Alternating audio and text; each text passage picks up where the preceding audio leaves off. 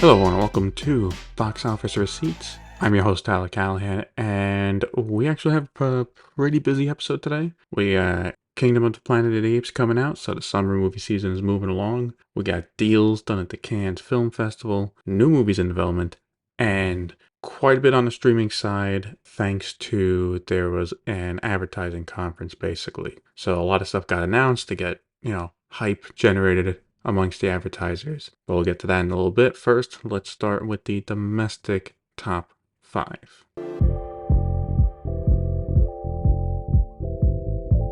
So opening first place was Kingdom of the Planet of the Apes with 58.4 million. Dropping second place was The Fall Guy with 13.6 million for a total of 49.6 million. Third place was Challengers with 4.3 million for a total of 37.7 million. Fourth place was Tarot with 3.4 million for a total of 11.9 million. And in fifth place was Godzilla X Kong The New Empire with 2.6 million for a total of $191.9 million. So that is a solid opening for Apes, and 20th Century Studios and Disney must be feeling pretty good right now. As for the franchise overall, this is the third biggest opening behind Dawn of the Planet of the Apes and Planet of the Apes film from Tim Burton that came out back in 2001. As for the film, it is getting a good reception from both critics and audiences, so it should have a good run at the box office. As for The Fall Guy, it had a decent drop of only 51%, but again, the issue here was the smaller than expected opening. It also looks like at this rate, in case last week wasn't clear enough, this is not going to pass 100 million domestic. In China, Kingdom of the Planet of the Apes opened first place with 11.3 million. The Last Frenzy dropped to second place, earning another 8.7 million for a total of 72.1 million. Third place was Twilight of the Gods Walled In with 7.9 million for a total now of 63.8 million. In fourth place was Formed Police Unit with 3.8 million for a total of 64.9 million. And in fifth place was Spy X Family Code White with 2.3 million for a total of $36.4 million. And coming soon to theaters in China is Civil War. It got approved for release and will debut in theaters on June 7th. Huahua Media will team up with Alibaba for distribution in the country. Curious how this is going to do at the box office over there. For the worldwide box office, Kingdom of the Planet of the Apes earned 72.5 million internationally for a worldwide opening weekend of $130.9 million. The Garfield movie continued its international rollout, earning 11.8 million for a total of $36 million. The Fall Guy earned another 9.4 million for a worldwide total of 103.6 million. Paramount started the international rollout for If, which earned 3.6 million. Ghostbusters Frozen Empire is close to passing 200 million, with it now at 198.4 million worldwide. Challengers is now at 68.7 million worldwide, and Godzilla X Kong The New Empire is now at $558.8 million worldwide. As for the news in Hollywood, let's go over some release dates. Sony has announced a new Insidious film is set to come out August 29th next year, and a new I Know What You Did Last Summer film is coming out July 18th next year as well. So Sony has a lot of horror films for next summer, because besides those two, you got, of course, 28 Years Later. At Warner Brothers, they announced that Companion will come out January 10th, 2025. Mortal Kombat 2 will come out October 24th, 2025. Weapons will come out January 16th, 2026. And Supergirl, Woman of Tomorrow will come out June 26th, 2026. Universal updated their calendar as well with a slew of updates on Blumhouse films. The Woman in the Yard will open on March 28th next year, followed by Drop, coming out on April 11th. The Black Phone 2 has been delayed, leaving next summer, and will now come out October 17th, 2025.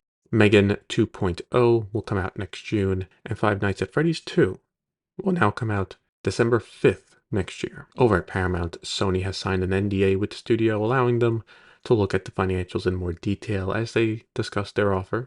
Just a reminder, their offer is a joint bid with Apollo of $26 billion. Now, let's talk about some news from the Cannes Film Festival with Deadline, basically breaking a lot of this news, right? This is kind of what they do, especially at the festivals. So, unless stated otherwise, I mean, they broke it. They got the scoop first. So first, A24 bought the domestic rights to The Entertainment System is Down. This is the next film from Ruben Östlund and will star Kristen Dunst, Daniel Bruhl, and Keanu Reeves. Östlund recently directed Triangle of Sadness. I'm looking forward to this one. This one sounds good. Like basically what happens when the entertainment system on a plane goes down. You know, Focus Features bought the domestic rights as well as a few international markets for the upcoming thriller film Last Breath. The film is based on a true story and will be directed by Alex Parkinson and will star Woody Harrelson, Finn Cole, and Simu Liu. That is not the only film Focus bought, as they also bought the worldwide rights for Boganya. This is a new film from director Yorgos Lanthimos, which is actually a remake of a South Korean film called Save the Green Planet. The film will star Emma Stone and Jesse Plemons, who both also star in Lanthimos' upcoming film Kinds of Sadness, which comes out in June. Focus will distribute the film domestically, with Universal distributing in all other markets except for South Korea. The Will Smith action film Sugar Bandits has secured distribution deals in multiple territories, including Germany, Italy, Eastern Europe, and Latin America, among others. That is with all different distributors. Prime Video bought the rights to the film for the UK, Canada, New Zealand, and Australia. No word yet on who will distribute it domestically. Production is set to begin in September. As for the other movies up for sale at Cannes, there is another Jason Statham action film, which will be directed by Baltasar Kumeku. In deals made outside of Cannes, Apple Original Films bought the worldwide rights to Tenzing. The film will star Tom Hiddleston and William Dafoe, with it focused on Sherpa Tenzing Norgay and reaching the summit of Mount Everest back in 1953. A search is now underway as to who will play Tenzing Norgay. Deadline got the exclusive on this, and that is Amazon MGM Studios have bought a film package. The film is an action comedy called The Robots Go Crazy and will star Andy Samberg with Matt Bedley-Olpin and Tyler Gillette of Radio Silence set to direct. Bleecker Street and Shiv Hans Pictures will be working together in releasing Love Me Domestically. This is a romance film starring Kristen Stewart and Stephen Yeun. It will come out in theaters early next year. There are also new films in development. Deadline broke the news that Jodie Comer has signed on to a new film from Kenneth Branagh called The Last Disturbance of Madeline Hind. He wrote the screenplay and will direct as well. Production is set to begin in the UK, starting in August. We are now starting to see how Chad Zaleski is building out the John Wick franchise over at Lionsgate, as we now have a new spin-off film in development. It'll focus on Kane, the assassin, seen in Chapter 4. Donnie Yen has signed on to come back, with the film taking place after Chapter 4. The script has already been written by Robert Askins, and production will begin in Hong Kong sometime next year. I mean, look, Yen was great in the last film, so I'm looking forward to this. In another exclusive from Deadline, they are reporting that Sony is looking to move forward with a Barbarella remake, with the studio in talks of signing on Jane Goldman and Honey Ross to write the screenplay. If it does move forward, it would star Sydney Sweeney in the lead role and possibly directed by Edgar Wright. In casting updates, Liam Neeson has signed on to the action thriller Hotel Tehran, which also stars Zachary Levi. Production is set to begin later in the summer. And in an exclusive from Deadline, they're reporting that Vince Vaughn is in talks to star in an action comedy called Mike and Nick Alice over at 20th Century Studios. Sadly, there were a few deaths this week. Tony McFarr died at the age of 47. He is Chris Pratt's stunt double in numerous films. Pratt posted on Instagram a statement about his sudden passing. Here is part of it. Quote, devastated to hear about the loss of my friend and former stunt double. We did several movies together. We golfed, drank whiskey, smoked cigars, and spent endless hours on set. I'll never forget his toughness. End quote. Rico Preem died at the age of 66 in a car crash. He was a crew member who worked on the series 911. It was a single car crash as his SUV went up an embankment and flipped over. This came as he was leaving the set after working a 14-hour shift. Dabney Coleman died at the age of 92. He was an actor that appeared in TV shows and films including Boardwalk Empire, 9 to 5, and Tootsie, among others. And Alice Stewart died at the age of 58. While she was not directly working in film or TV business, she was a political commentator for CNN, and while I personally don't agree with her political views, I thought it was worth a brief mention. Thoughts and prayers go out to their families during this time, and may they rest in peace. As for trailers, Universal released another one for Wicked, and they are still not making it clear to people that this is a part one. Like, if you're listening to this and you're not aware, Wicked is a part one and a part two movie. Just so you know, you're not getting the whole play adaptation in this movie. So look, when it comes out, I don't know how people are going to react. Anyway, it will come out November 27th.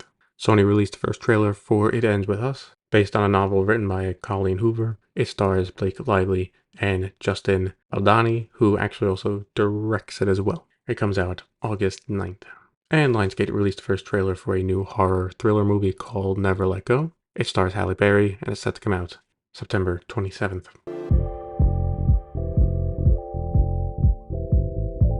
For VOD Premium this week, I did mention at the top of the podcast, a lot of renewals, shows in development because of the advertising event. So let's get started with Prime Video. This was due to presentations to advertisers specifically in New York City this week. Basically, they need to persuade them to spend their ad dollars with them because their ads could be shown next to whatever they announce, blah, blah, blah. That's the idea. So back to Prime Video, they have gone ahead and renewed Mr. and Miss Smith for a second season, though it was not clear if it stars Donald Glover and Maya Erskine will return. Personally, I would love for them to come back. I thought the show was a good watch, and a big reason for that was the chemistry that they had together. Prime Video released a trailer for the upcoming second season of Rings of Power, which is set to premiere on August 29th. Prime Video also released a trailer for a new comedy film called You're Cordially Invited, starring Will Ferrell and Reese Witherspoon. You can tell they wanted this out there for the advertisers, considering the film doesn't come out until January. Typically with films going straight to streaming, the lead up in marketing is a bit closer.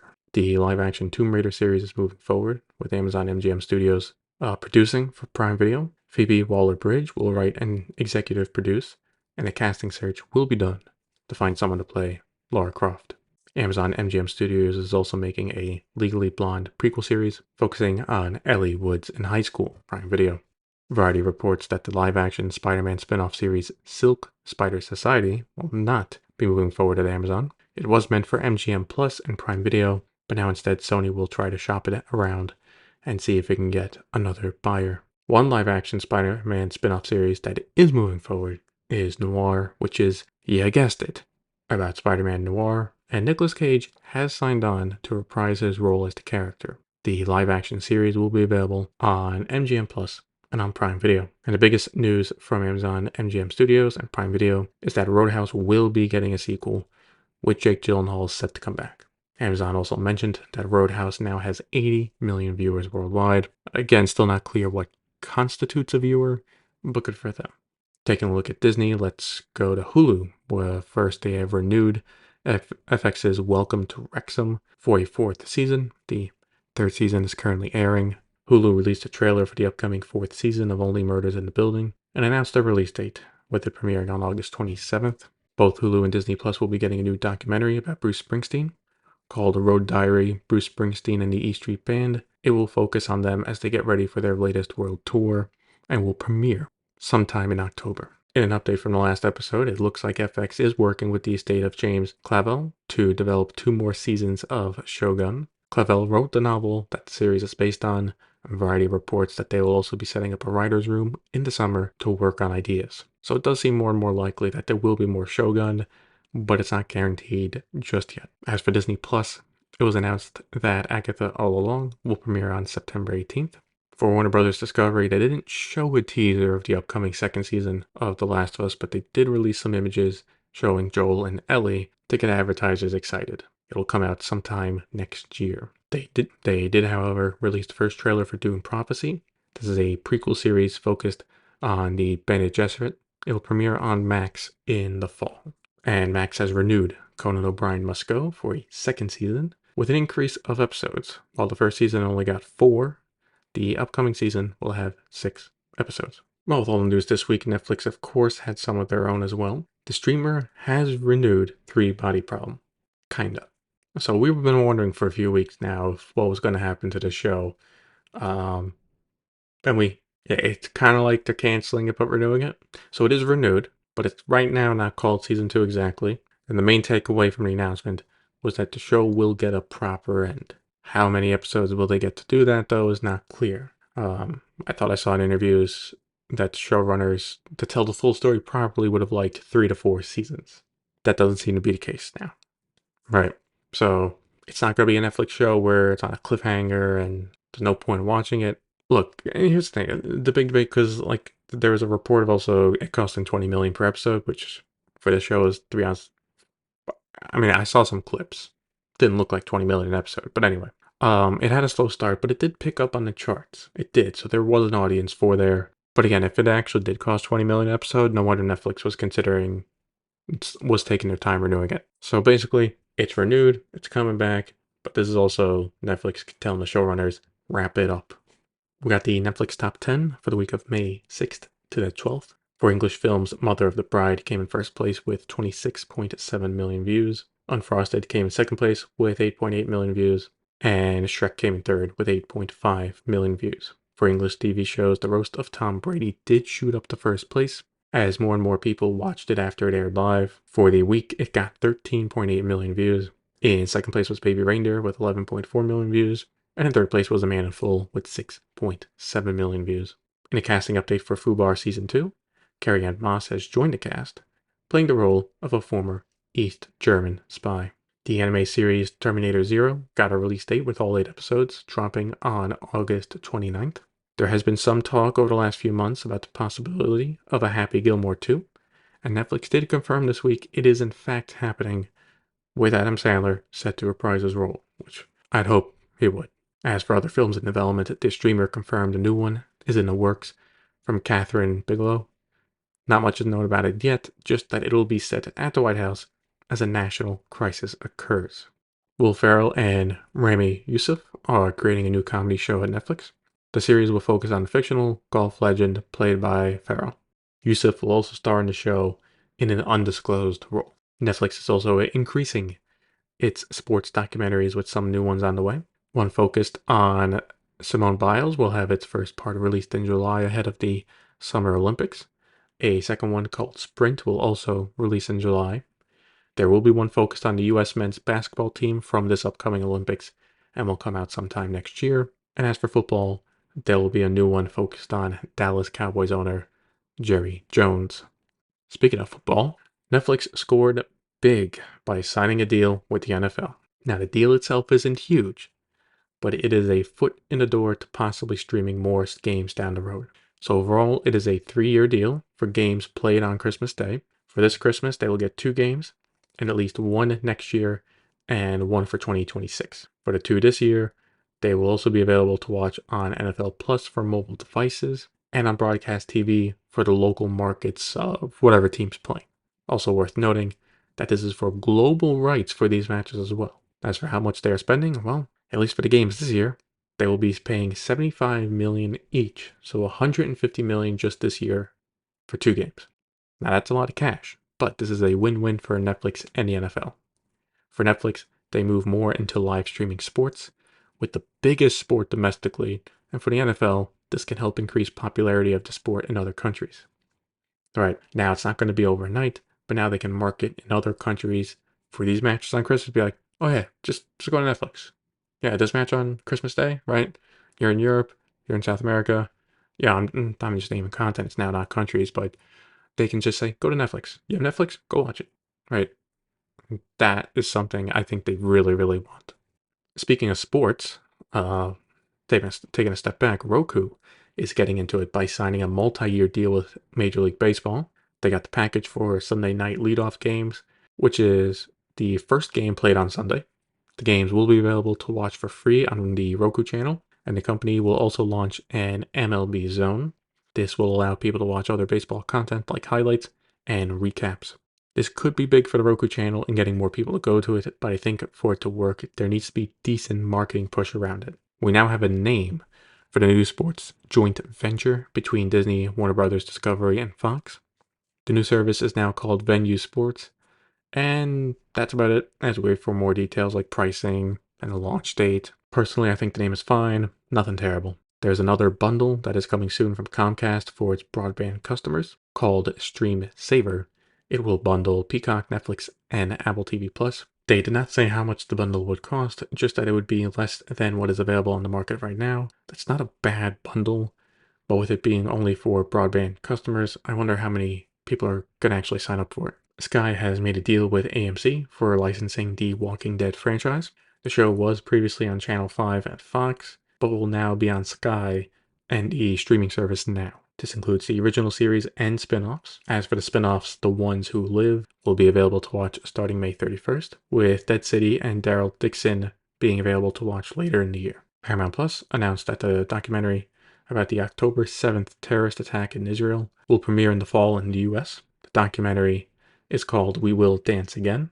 Variety is exclusively reporting that Apple TV Plus is close to ordering a new series. If it is greenlit, the series called 12-12-12 would star Anthony Mackie and Jamie Dornan, with Mackie playing a disgraced FBI agent and Dornan playing a career criminal. And we wrap up with the Nielsen Top 10 for the week of April 15th to the 21st. On the overall Top 10 chart, Fallout stayed in first place with another 2.6 billion minutes. Bluey came in second with 1.4 billion minutes. And Grey's Anatomy came in third with 1.1 billion minutes. That's it for this episode of Box Office Receipts. If you want to follow me on Threads, X, or Instagram, links to those are in the show notes. Thank you for listening, and see you next time.